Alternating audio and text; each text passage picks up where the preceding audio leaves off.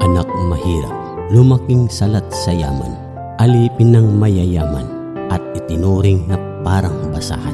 Lumaki sa isang mundo kung saan kakaunti ang mga mapagkukunan. Mga magulang, hindi sapat ang kinikita sa pang-araw-araw na pangangailangan. Mga kumakalam na tiyan, hindi natutunan at walang magawa habang ang pamilya ay nahihirapan. Oo, maaring hindi tayo pari-pareho ng pinanggalingan, ngunit lahat tayo ay pari-parehong may oportunidad na paguhin ang ating mga kalagayan. Lahat tayo ay may kakayahang gumawa ng mga hakbang upang malunasan ang ganitong uri ng kahirapan. Kaya huwag umasa sa mga kapritso ng kapalaran sa paniniwala na balang araw ay kakatok ang swerte sa iyong pintuan para bigyan ka ng magandang kinabukasan, dahil ang buhay ay hindi namimigay ng mga tagumpay sa iyong harapan.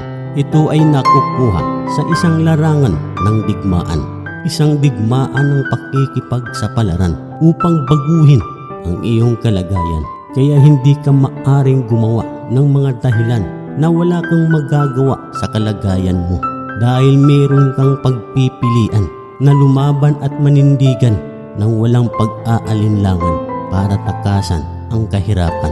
At hindi lamang upang takasan ang kahirapan, kundi maibalik mo ang dignidad ng iyong pamilya na matagal nang niyurakan. Maaring pinanganak kang dukha, pinagkaitan ng gintong kutsara, ngunit hindi ibig sabihin ito na ang iyong magiging tadhana, dahil marami ka pang magagawa.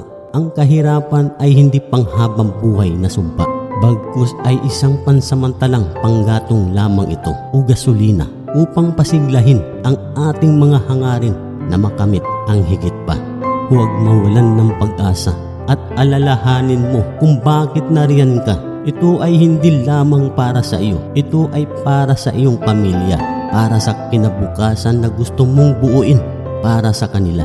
Humayo ka at ipaglaban kung ano ang nag-aalab sa iyong puso, at huwag sumuko kahit nasiraan ng mundo ang iyong mga plano.